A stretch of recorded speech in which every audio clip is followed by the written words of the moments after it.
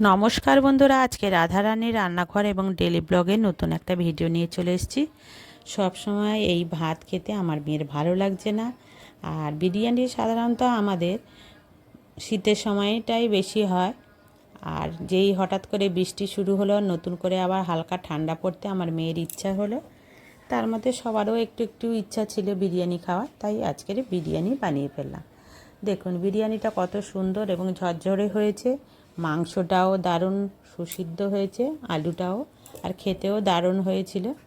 দেখুন বিরিয়ানির সাথে আমরা নিয়েছি ডিম কষা আর শসা, পেঁয়াজ আর টমেটো।